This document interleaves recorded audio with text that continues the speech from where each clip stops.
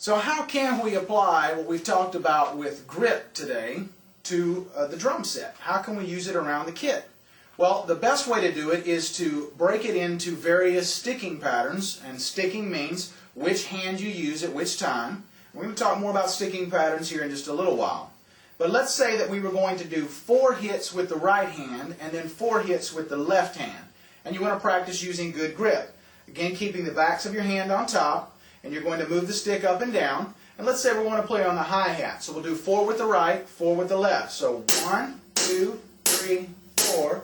1, 2, 3, 4. 1, 2, 3, 4. 1, 2, 3, 4. And as you can see, I'm not playing here. I'm playing with my fingers and my wrist. And you can see from the left-hand angle that my fingers, I'm really over-exaggerating now, but my fingers are really snapping in, so that my wrist is really not even moving that much. Now, I've got my thumb turned a little more on top than I normally would so that I can show you, but basically it would be here. So the back of my hand is on top, so I play 1, 2, 3, 4, 1, 2, 3, 4, 1, 2, 3, 4, 1, 2, 3, 4. And we'll go through the same thing, 2 of each. We'll do 1, 2, 1, 2, 1, 2, 1, 2.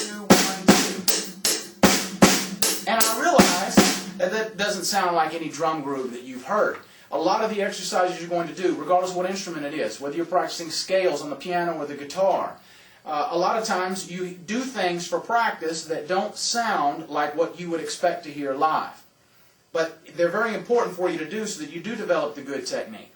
So practice doing the various sticking patterns around the drums, focusing on snapping the stick into the palm of your hand using only just your fingers and your wrist.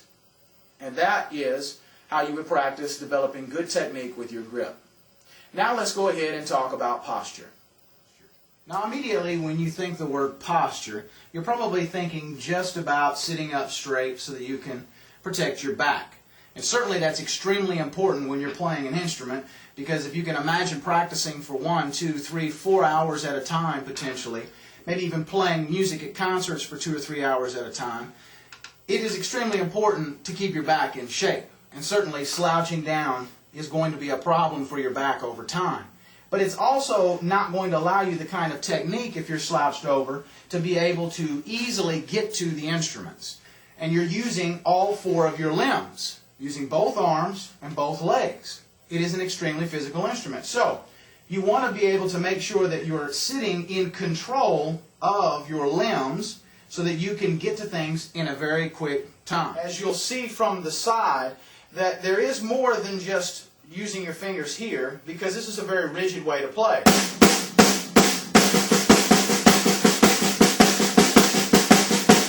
And as we talked about earlier, where your hand is flowing up and down like you're painting, you've got a whipping motion. You're going to see the whipping motion when you see the camera angle from the side, because in order to have accents and to have some softer notes. Now accents would be your louder notes, and then as we play softer notes, you're going to play much more at this angle from here. So softer notes are going to use just fingers, and the louder notes will use wrists. But whether I'm playing here,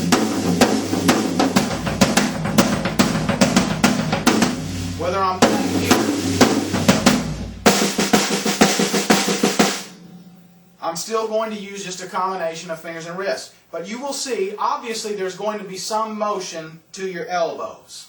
Okay? But it's not holding your elbows out here to the side.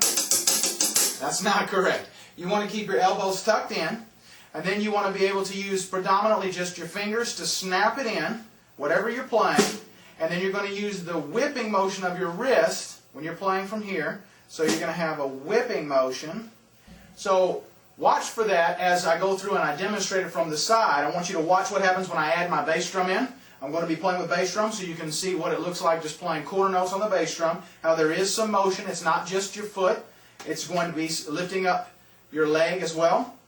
And then also, you're going to see that my elbow does move a little bit. It vibrates. Obviously, I'm going to be using my arms. So since it's all connected, there's going to be some motion. But you'll notice that I'm not playing this way. I'm not playing like I'm hammering in a nail. I'm actually playing with a wrist snapping motion. So let me demonstrate.